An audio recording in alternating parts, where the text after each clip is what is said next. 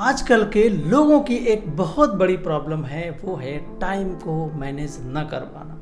और ये प्रॉब्लम कोई ऐसी नहीं है कि ये बहुत बड़ा पहाड़ है, ये पहाड़ राई का पहाड़ बना दिया जाता है। क्योंकि मैं आपको बताऊं, मैं आज जो वीडियो आपके साथ बना रहा हूं, जो मैं आपके साथ टेक्निक शेयर करने जा रहा हूं, ये टाइम मैनेजमेंट को आपको करना सिखा देगी, लेकिन वो बहुत ही कम समय में, ना ही एक महीने में, ना ही एक हफ्ते में, केवल 5 दिनों में अगर आप टाइम मैनेजमेंट की टेक्निक सीखना चाहते हैं तो आपको ये वीडियो पूरा देखना होगा।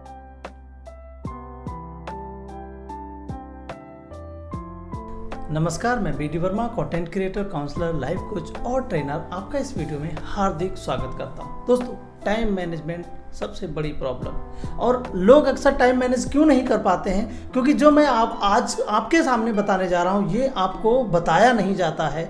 क्योंकि टाइम मैनेजमेंट करने से पहले आपको ये पता लगाना ज़रूरी होता है कि आपका टाइम खराब कहाँ हो रहा है, और इसीलिए ये टेक्निक बहुत आसान हो जाती है जब आप एक बार में ये जान जाते हैं। तो चलिए, वीडियो में मैं आपको सबसे पहला पॉइंट बताऊंगा, सबसे पहला काम बताऊंगा, वो ये है कि आपको क्या करना है। आपको अपना जो डेली रूटीन है उसे आपको रिकॉर्ड करना है कंटिन्यू 3 दिन तक।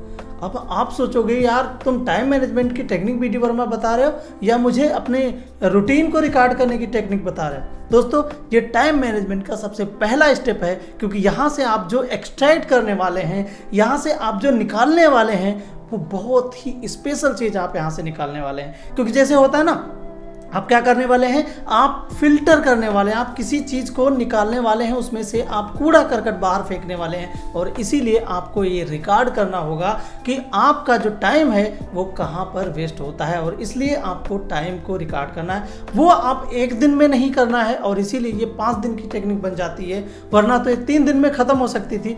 बट लगातार कंटिन्यू 1, 2 और 3 दिन तक आपको सेम यही काम करना है।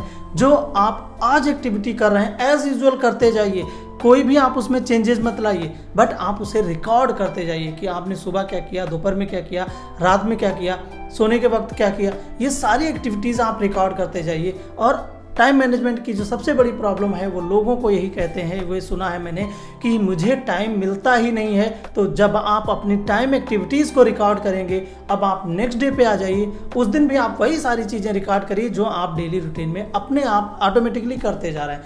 थर्ड डे पे आइए, फिर आप वही चीज़ें रिकॉर्ड करिए जो आप डेली एक्टिविटीज़ पे करते जा रहे हैं।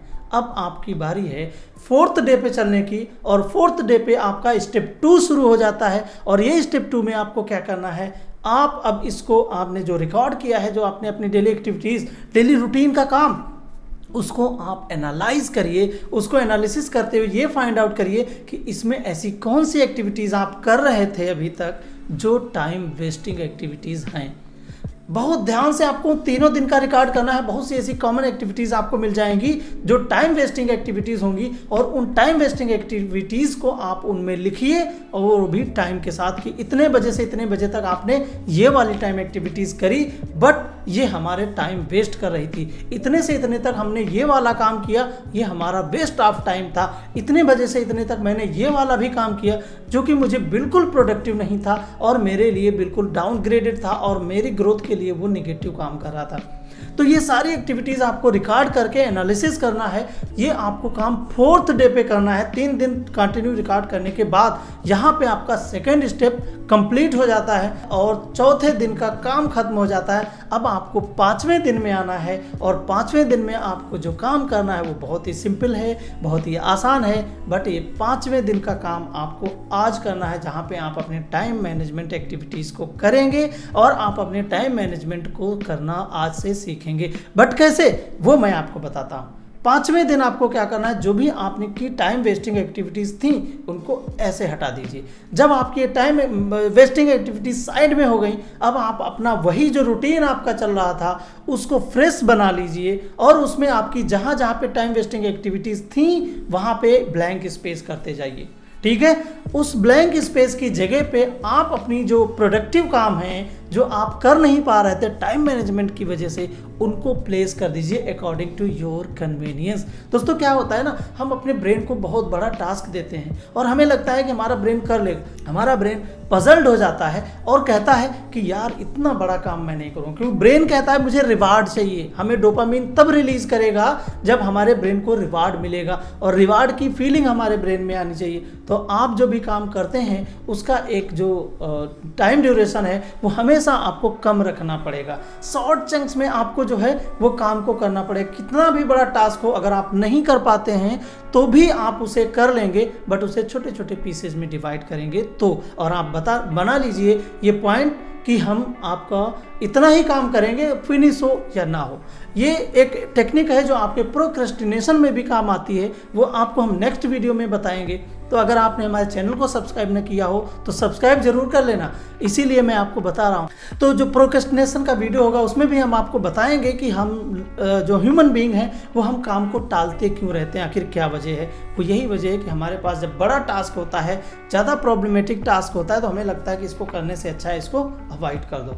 तो आपको जो टाइम मैनेजमेंट एक्टिविटी का जो 5th डे था उसमें आपने यही काम किया कि आपने जो वो स्पेस दिया था वहाँ पे आपने अपने प्रोडक्टिव काम लिखे, और प्रोडक्टिव काम लिखने के बाद में अब आप उन्हें क्या करने वाले हैं, अब वहाँ नेक्स्ट डे से आप उसे स्टार्ट करने वाले हैं। तो 5 दिन में आपने इतनी बेहतरीन चीज़ सीख ली है जो बहुत ही इंपॉर्टेंट है।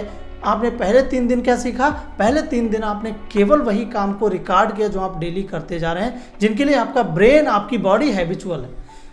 उसके बाद चौथे दिन आपने एनालिसिस किया कि इसमें से time consuming, time wasting activities कौन सी थी जो आपको अनप्रोडक्टिव वे में आपको ट्रीट कर रही हैं और आपकी ग्रोथ के लिए ब्लॉक क्रिएट कर रही हैं। उसके बाद जब 5th डे पे आप आए, 3rd स्टेप में बढ़े, तो आपने क्या किया, उनकी जगह पे एक स्पेस बना दिया जहाँ पे आपकी जो टाइम वेस्टिंग एक्टिविटीज़ थी, और उस स्पेस की जगह पे आपने अपनी जो प्रोडक्टिव वर्क थे उनकी लिस्ट वहाँ पे चिपका दिया। और चिपकाने के बाद अब आप उसे फॉलो करना शुरू कर देंगे। तो आपका जो ब्रेन है वो ये नहीं कहेगा कि हम कुछ नया काम कर रहे थे, क्योंकि बीच में जो आप टाइम वेस्ट कर रहे थे वहाँ पे कुछ नया करना है, और यहाँ पे आपके ब्रेन को थोड़ी अलग फीलिंग होगी, और यहाँ आपके ब्रेन को अच्छा भी लगेगा क्योंकि आप डेली रूटीन के काम के बीच में आप कुछ प्रोडक्टिव चीज़ें ऐड कर रहे हो। तो अगर आपको इससे भी कोई बेहतर वीडियो टाइम मैनेजमेंट के लिए मिलता है तो आप उसे मेरे कमेंट में आकर के, कमेंट बॉक्स में आकर के उसका लिंक शेयर करिएगा, मैं भी उसे वॉच करूंगा। और 5 दिन के अंदर अगर आपको अपने टाइम मैनेजमेंट को सीखना है तो इससे बेहतरीन वीडियो मुझे लगता है आपको अभी तक नहीं मिलेगा। अगर कोई मिले तो मुझे भी बताइएगा, लेकिन आप तब तक इसे फॉलो करिए और भी वीडियोस देखते रहिए। और हमारे चैनल पे पहली बार आए हों तो सब्सक्राइब कर लीजिए, वीडियो को लाइक दे दीजिए और अपने दोस्तों के साथ शेयर कर दीजिए। मिलते हैं एक और नए पावरफुल और लाइफ चेंजिंग वीडियो के साथ। Till then I wish you all the very best for your future and life. BD Verma is signing off. नमस्कार।